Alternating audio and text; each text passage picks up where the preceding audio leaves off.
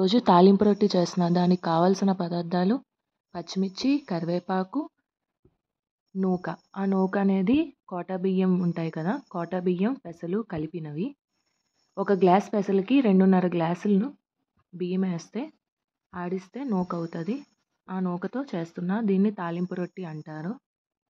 ఎలా చేస్తానో చూడండి.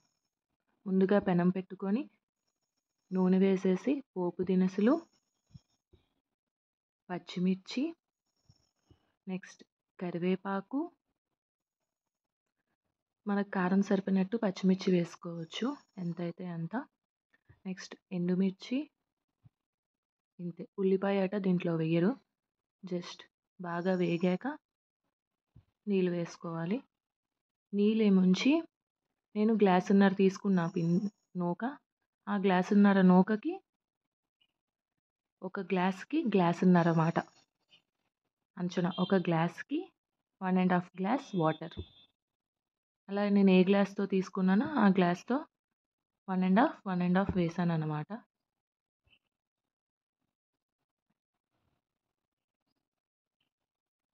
పైగా కావాల్సినంత తగినంత ఉప్పు యాడ్ చేసుకోవాలి.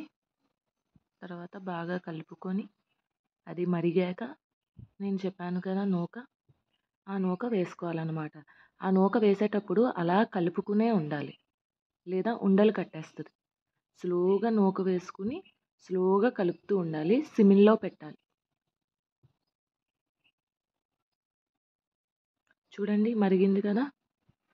సో ఇప్పుడు మనము నూక వేసుకుందాం. గ్యాస్ సిమ్లో పెట్టాలి. స్లోగా నూక కలుపుకుంటూ ఉండాలి, కలుపుకుంటూ వేసుకోవాలి, లేదా ముద్దలు ముద్దలుగా ఉండిపోతుంది. అలా కలుపుతూనే ఉండాలి, లేదా అడుగంటేస్తుంది అన్నమాట. చాలా బాగుంటుంది, చాలా హెల్తీ కూడా. పెసలంటేనే హెల్తీ కదా.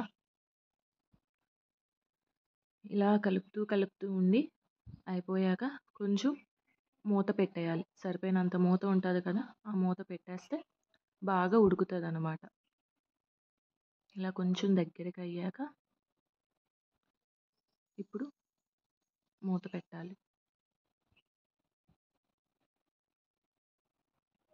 అలా మూత పెడితే బాగా మగ్గుతుంది, త్వరగా అయిపోతుంది. కొంచెంసేపు అయ్యాక తీసి కలుపుతూ ఉండాలి. 5 మినిట్స్కి ఒకసారి కలుపుతూ ఉండాలి, లేదా అడుగంటేస్తుంది.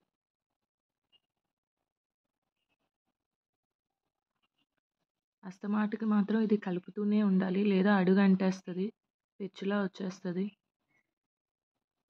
అలా కలుపుతూ ఉండాలి. ఇది ఒక 20 మినిట్స్ ప్రాసెస్. 20 మినిట్స్ ప్రాసెస్లో ఉడికిపోతుంది. బాగా ఉడకాలి. ఒక 20 మినిట్స్ పడుతుంది ఇది ఉడికేసరికి. 20 to 25 మినిట్స్.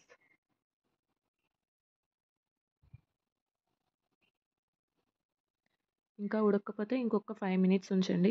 మ్యాక్సిమం 25 మినిట్స్లో ఉడికిపోతుంది. చూడండి ఉడికాక ఇలా ఉంటుంది అన్నమాట. చాలా హెల్తీ ఫుడ్. దీన్ని మామూలుగా అయినా తినేయచ్చు, లేదా ఆవకాయ కలుపుకొని తింటే ఇంకా సూపర్గా ఉంటుంది.